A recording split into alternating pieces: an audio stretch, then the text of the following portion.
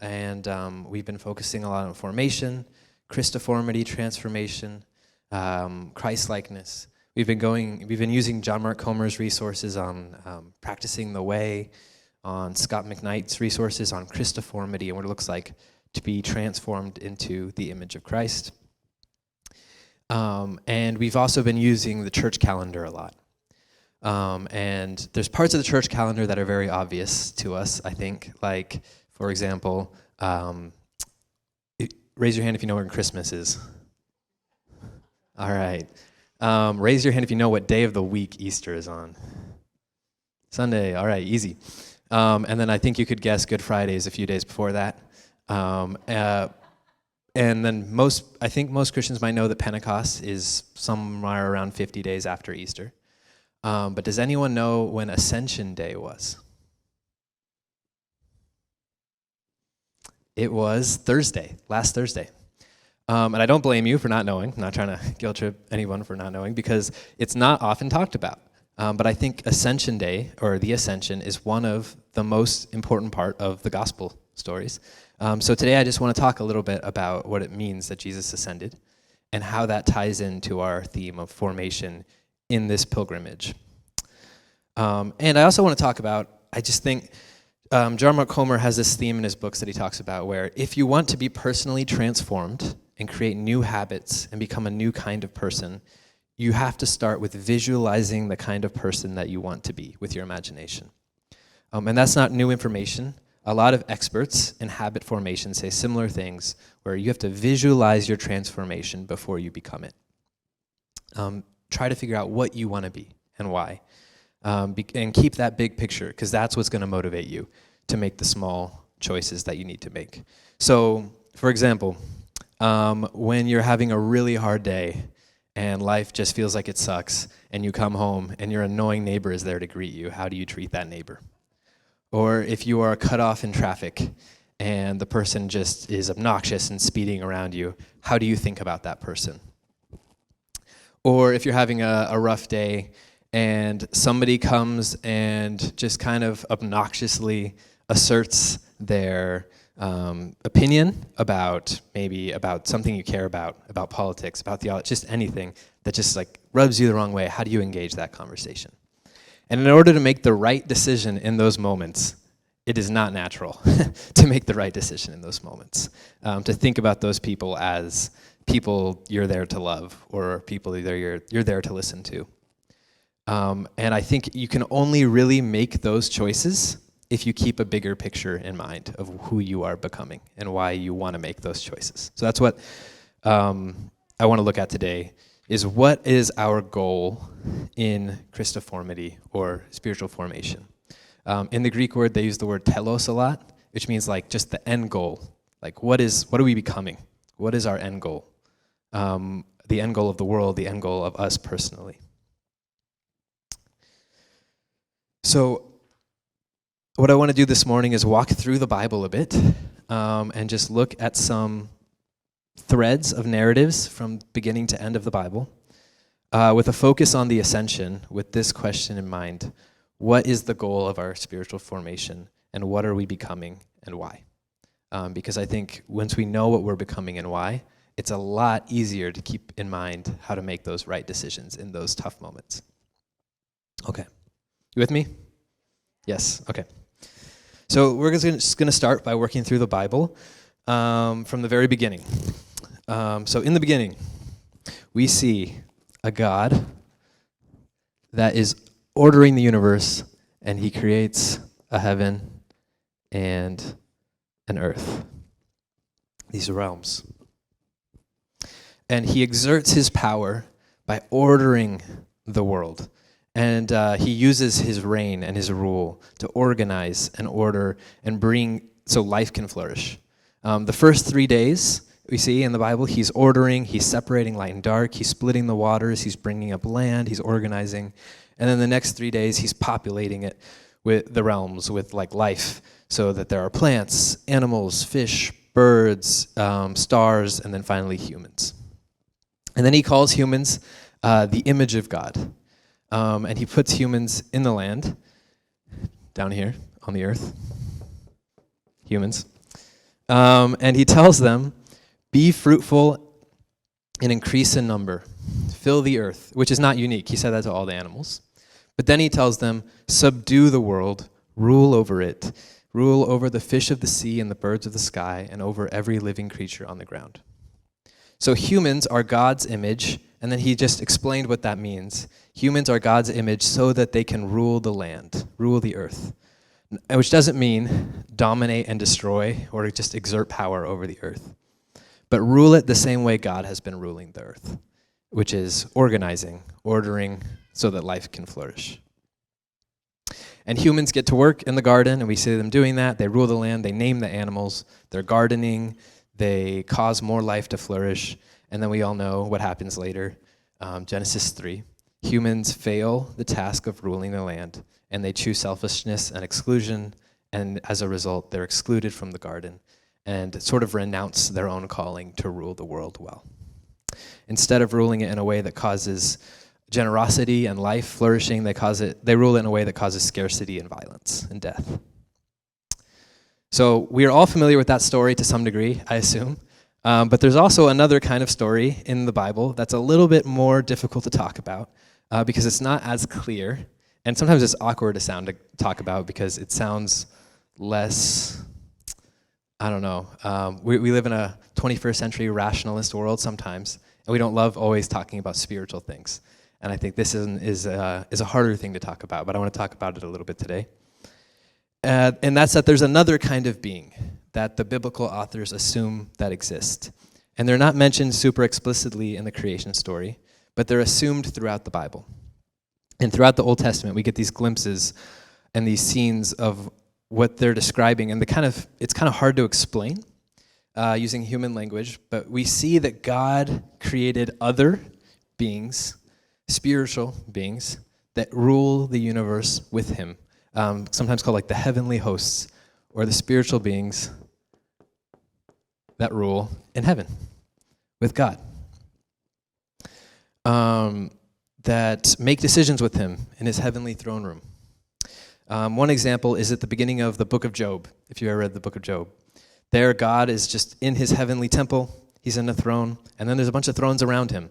And in those thrones are a bunch of other created spiritual beings. And the word the Old Testament uses the most to describe these beings is gods with a lowercase g. Gods and humans. Not capital G God, like that there's multiple gods, but just spiritual beings. And I think the word spiritual being might be more helpful and less maybe provocative. But the words the Old Testament uses the most is gods or sons of God. They use the word sons of God to describe these beings a lot as well. And these beings rule with God in the heavens, co-working with him, ruling over the nations as their inheritance. One example we get, again, another weird story, if you wanted to check this out. 1 Kings 22, where God is sitting with his heavenly council. He calls it his divine council, and they're deliberating on what to do with King Ahab. And then one of them has like an idea, and God's like, I like that idea, let's go with that, and then they do that. So we often think of God just working alone, and these stories we kind of just skim over sometimes and don't really think about it deeply, but this is a big part of the Old Testament narrative. The point is that God created rulers, and God created humans that were supposed to rule the land or the earth, and these lowercase g gods, spiritual beings, that are supposed to rule the heavens and the skies. But just as humans give up their calling and don't rule well, we get a glimpse of these heavenly beings doing the same thing. For example, Psalm 82, we get this picture of God in his divine courtroom talking to these spiritual beings.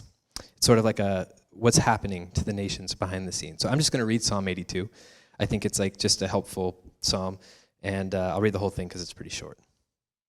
The psalmist says, God presides in his great assembly, and he renders judgment among the gods, lowercase g gods.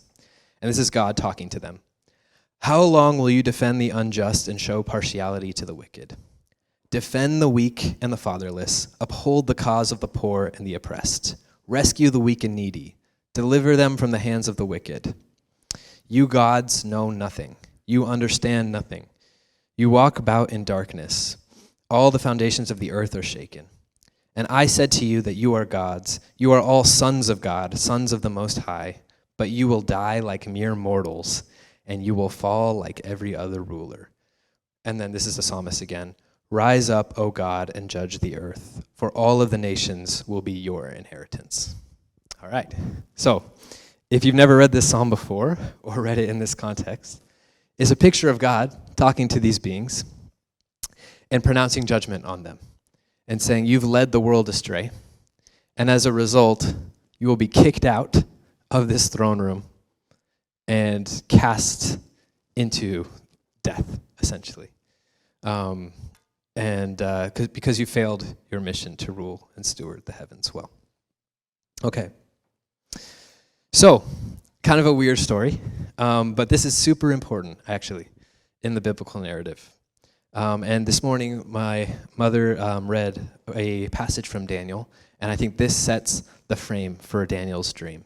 So Daniel is a Jewish man, and he's in captivity in Babylon, and he is under foreign occupation.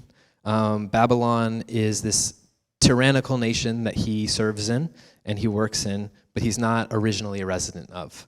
And he is looking forward to the day when Babylon is overthrown, and that these spiritual powers that he believes are empowering the evil nations of the world will be overthrown as well. So he's looking forward to the casting down and destruction of these gods or sons of God, because he firmly believes that the nations of the world, including Babylon, the one presiding over him, that destroyed his home, are empowered by these spiritual beings. And that all the corrupt systems of the world are more than just the sum of human evil that are involved in it, but that there's spiritual evil at the root as well. So he has this dream, and it's the dream about the destruction of the nations, or the destruction of these spiritual beings powering the nations. And they're represented by monstrous mutant beasts and weird talking horns and just like crazy several animals put together, disgusting monster type things. And they're described that way to represent the monstrosity of the human nations and the spiritual beings behind them. But then he sees these beings being judged and destroyed in his dream, and that's not surprising to him. That's something he would believe that God would do. But what is surprising to him is who exactly destroys these beings. In Daniel 7, again, starting at verse 13, he says, "In my dream I looked, and there before me was one like a son of man," which was a Jewish way of saying a human being, a son of man, humanity. And he sees this human going into the clouds of heaven, going up into the heavens. So humans are supposed to rule down here on earth. They're not supposed to go up here. Spiritual beings are supposed to rule up here. They're not supposed to come down here. But he sees this human figure go up into the heavens where God and these beings are supposed to be. And this human one approaches the Ancient of Days, God, Yahweh, and is led into his presence. And he is given all authority, glory, and sovereign power. And all nations of people of every language worshipped him. And his dominion is an everlasting dominion that will not pass away, and his kingdom is one that will never be destroyed. So what he sees is that a human being, humanity, enters God's heavenly throne room, something that no human being could or was supposed to do. And not only that, takes a seat at God's heavenly council, as if he's one of the gods, and ruling the nations instead of these spiritual beings, and casting down judgment upon these spiritual beings, destroying the chaos that they've caused. So there's a lot of symbolism in these dreams, but Daniel's visions were very important to the Jewish people and became a big part of the Jewish hope in exile. That one day, the gods or beings that rule the heavens would be overthrown, and that humanity would one day not just get their job back as rulers of the land, like they were supposed to in the garden, but also, in a sense, be promoted to ruling in the skies and in the heavens, the way the gods were supposed to. And this is actually a narrative that permeates the New Testament as well. And when we read the New Testament, often we're looking for great stories of Jesus doing miracles, the cross story of Jesus, the resurrection story of Jesus, and then how should the church maybe live today. And because of that, I think often we miss the dramatic, cosmic, spiritual perspective that the New Testament authors had. For example, Paul, 1 Corinthians 6:3, is telling the Corinthian church, he says, "Don't you know that one day we humans will judge the angels, judge the spiritual beings? That we will hold the spiritual beings to account as rulers of heaven and earth." And if you're not familiar with this story, you're like, "We did not know that, Paul. That's weird. Why would you come up with that?" But if you were entrenched in these scriptures from a young age and knew them very well, this would be actually a natural conclusion for you to come to. And Jesus saw his disciples as currently judging the spiritual powers of evil and the gods, but he saw them judging them by their charity, by their love they shared with others, by their peacemaking, by their generosity, and by declaring Jesus' lordship.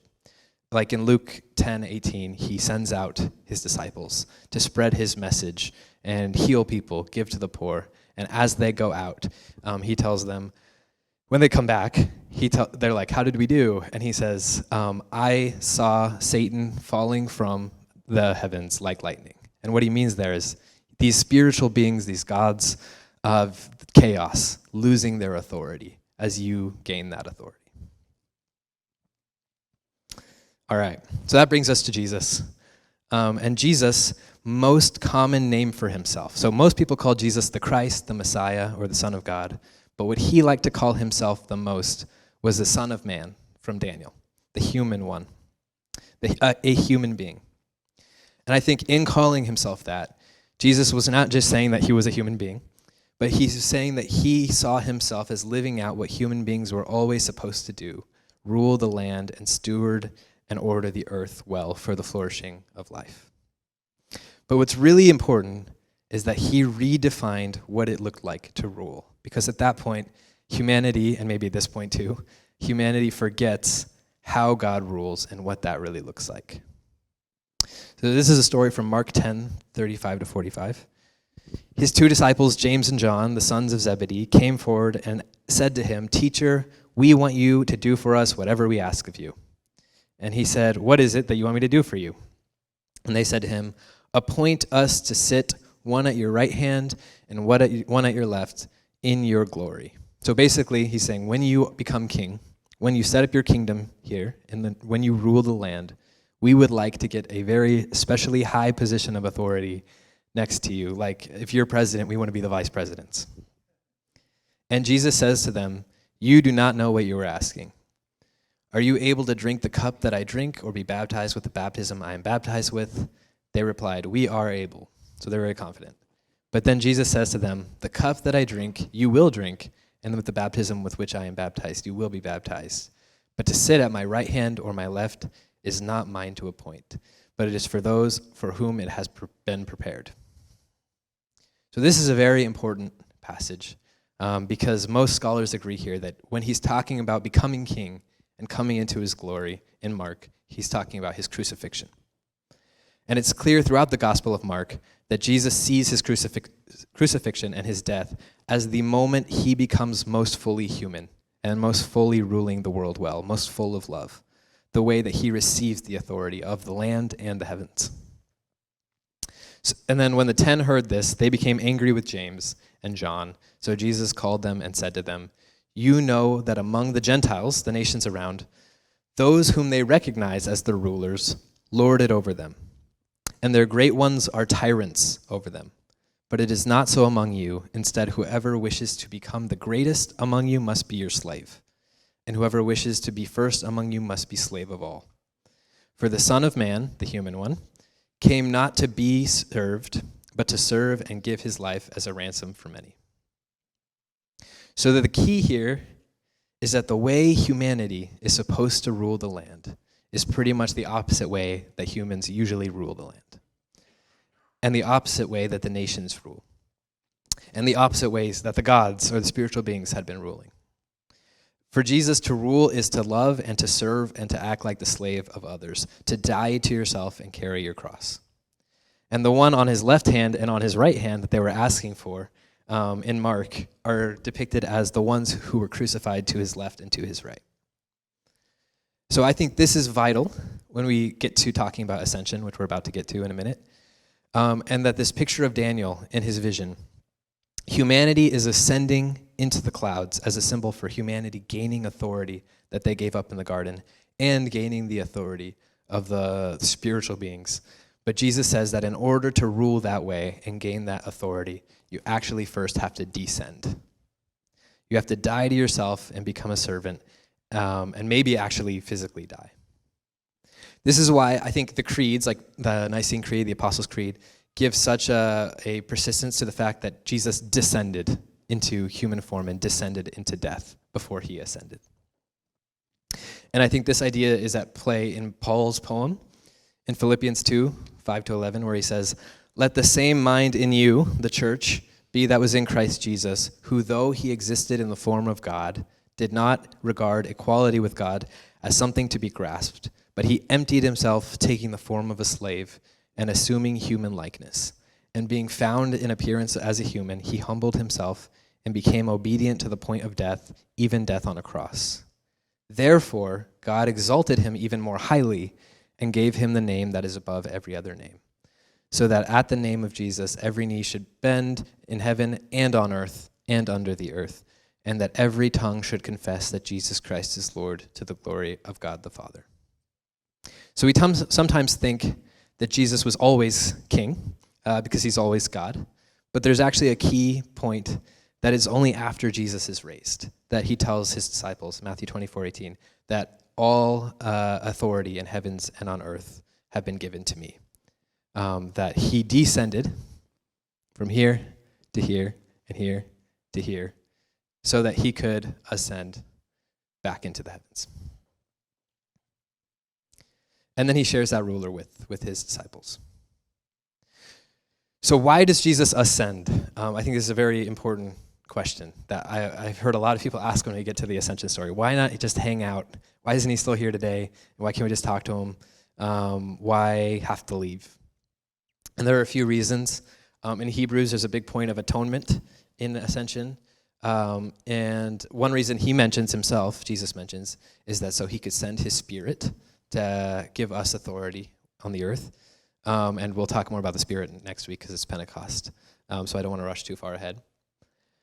But according to Paul, because Christ has ascended, Christ can be in us and we can be in him. And if he is in us and we are in him, and he is here with God, ruling in the heavens, then Paul is comfortable saying that we are in the heavens right now, seated with God. That's Ephesians 2, 4-7. He says, "God, who is rich in mercy, out of the great love with which he loved us, even though we were dead through our trespasses, made us alive together with Christ. And by grace now you have been saved and raised up with him." Us raised up and seated now with him in the heavenly places in Christ Jesus, so that in the age to come he might show his immeasurable riches and his grace and kindness toward us in Christ Jesus. So you've probably heard before the phrase, we've been saved, we're being saved, and we will be saved. I think in the same way, Paul would say, at the ascension, we have been seated in the heavenly places with Christ to rule the heavens and the earth with him. We are being seated in the heavenly places as we learn to rule through him, through formation. And we will be seated with him to rule the heavens and the earth in the end, when his throne room, when he returns and his throne room becomes one with the earth in the new creation, where there will be, according to Revelation 22, no more night. Humanity will need light, no light or lamp or sun, for the Lord God will be their light, and they will rule and reign forever and ever, like they were supposed to in the beginning. So we will get our identity as new humans, the ones who rule and steward the heavens and the earth well, but we've also already been given that identity now. And we're also in the progress of gaining that identity. And that is this pilgrimage that we're on. We are in a journey following Jesus back home. But we're not on a pilgrimage to Jerusalem, like many of the Jews were before, as a picture of what was to come, or we're not on a pilgrimage to another holy city. Rather, as Paul and Jesus call it, we are on a pilgrimage to our heavenly Jerusalem, the new creation, where we will find ourselves ruling when heaven meets earth. But we live out our identity now as pilgrims journeying to our new home. So we're citizens of that new home now, We've been granted that as a gift. And now our goal is acculturation.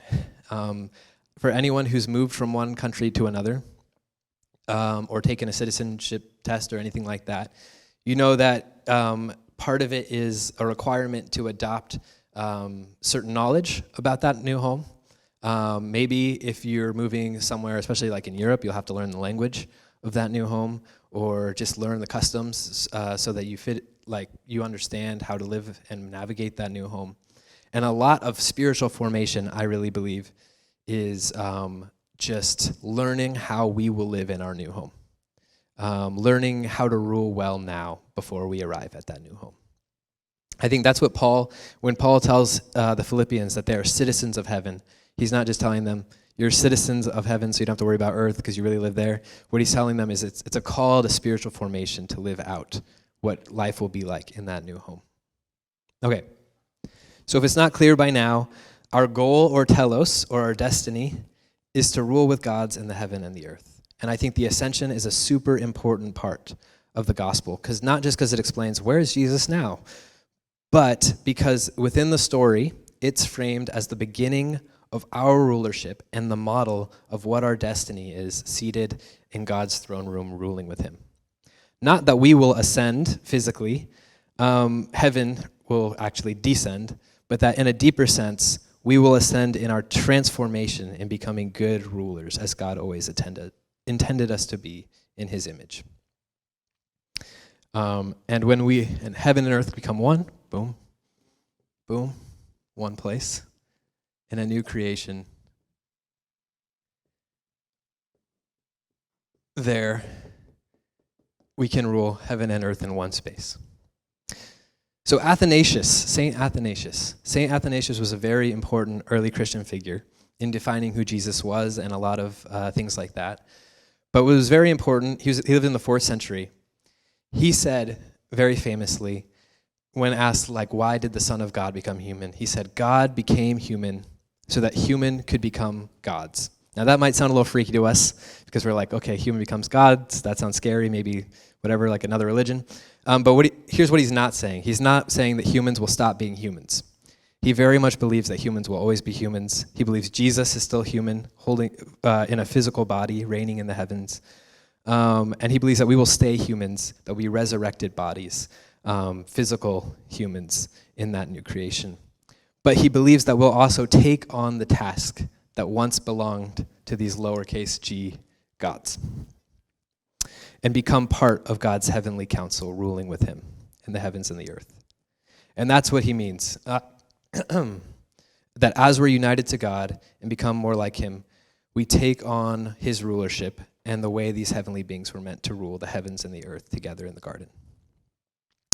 Athanasius also said, "For this is why the Word became man, and the Son of God became the Son of Man, so that man, by entering into communion with him and thus receiving divine sonship, might become a son of God." And we often say we're sons of God. But we have to remember, in the Old Testament, to be a son of God means to be a being that rules with God in the heavens, co-working with him, with the nations as their inheritance. So when we say you're a son of God, that's what that means. That's why Paul calls women sons of God as well, sometimes, which we're like, oh, daughters of God makes more sense. But he's not just talking about a familiar relation. He's saying you are taking on this responsibility that these beings had. In the Eastern Church, like the Greek Orthodox Church, there's actually a word to capture all of this, and that word is theosis. Theosis comes from 2 Peter verses 1, chapter 1, where Peter says, "Thus he has given to us through these things his precious and very great promises, so that through them we may escape the corruption that is in this world because of the lusts of this world, and we may become participants of the divine nature." So participants in God's nature, learning to participate in the Spirit and rule as he rules. Wikipedia actually defines theosis as formation whose aim is likeness to and union with God, as taught by the Eastern Orthodox Church.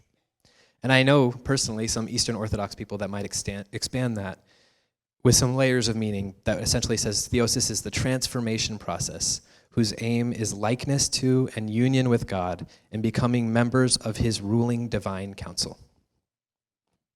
Literally, the word theosis means God, to become godly. And it's not used a lot in the Western church, again, because we prefer terms like sanctification or something like that. And I've heard some people say, well, theosis isn't a word often that's not actually used in the Bible, so maybe we shouldn't actually use it. But sanctification isn't a word that's actually used in the Bible either. They're both just terms that we come up with to try to describe something, a concept that is in the Bible. And I personally, this is just maybe a personal preference, I'm not saying that there's nothing bad with the word sanctification, but I found the word theosis to be a lot deeper. Because for me, sanctification, maybe this is just me, but when I think of the word sanctification, I think of becoming a good person. And then when I'm in those moments where people are just driving me crazy, and every part of my being wants to be a bad person to those people, or give them what they deserve, or something like that. And I think about, well, I'm supposed to be sanctified. I might think, well, because I call myself a Christian, I'm supposed to be a good person. Usually that's not enough to stop me in those moments. But if I think about theosis, and think about the calling in my life and in our lives are to become, are cosmic, are bigger, are to become rulers with God in the new creation. And I want to live into what it means to rule that way now. That is a much bigger picture for me, to think about what kind of decision I want to make in that moment. That my goal or destiny isn't just to become a good person, but become a new kind of human being that lives radically different. So if there's one thing that you take away from today and from Ascension Day, I hope is that you remember that Ascension Day was last week, but also to remember that in Ascension Day, there's a picture that theosis is our goal in our spiritual formation, and that the pilgrimage of ascension occurs through theosis. But it's also important to remember that Jesus says the only way we rule really is by becoming a slave. And you only ascend when you descend. So I think another way to talk about spiritual formation or Christoformity and the practices we've been talking about, reading all these things, silence and solitude, learning to live together, do community together, are that these formation practices are looking for opportunities to descend so that God can cause us to ascend. Ways to die to ourselves and become slaves of others. If we die so that God can raise us, we descend so that God can make us ascend. So I think being friendly to that annoying neighbor or the person in traffic or being kind to someone who fires you or just some realistic interpersonal conflicts and making the decision that feels totally unnatural are really formation moments of descension that lead to theosis. This is also something communal. We only grow in formation, and really we do it much quicker and more effectively when we do it together. Because it's here in community, when you're actually trying to live as a family with people from very, very different places, that you are corporately sanctified. That you have opportunity when you walk into the building to be nice to each other or not this morning, to greet each other with hospitality or ignore each other and just come here, listen, and then go home really quick.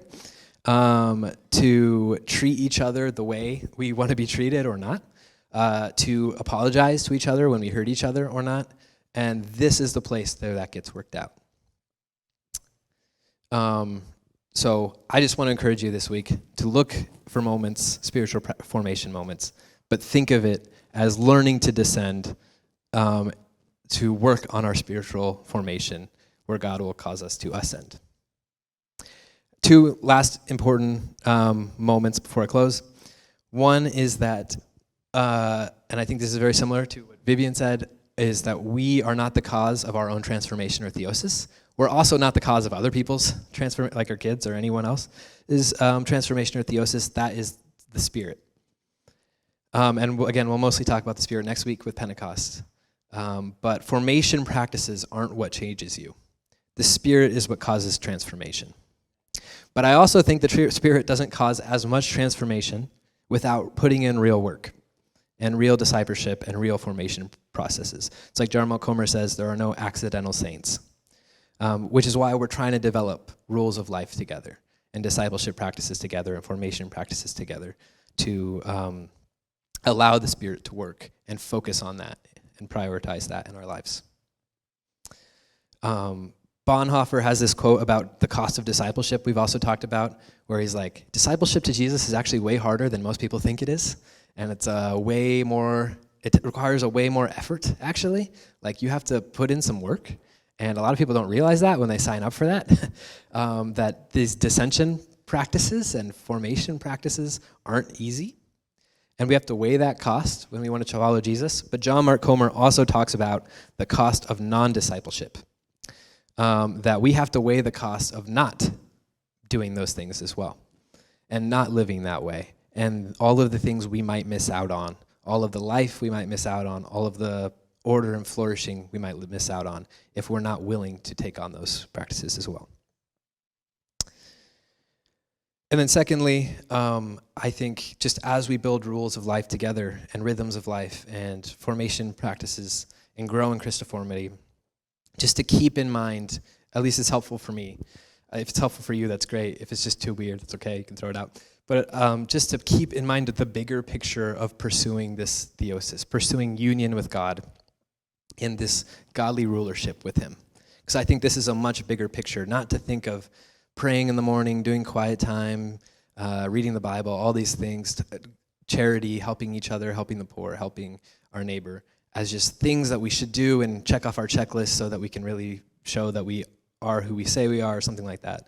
But to think of a bigger picture of what we are becoming and living into what our future is, living into the identity that we've already been given, our calling as new human beings. Okay, so with that, we will transition to communion, which is another very formative spiritual practice that our Lord told us to do often, that I think really shapes our minds and our bodies in that way as well.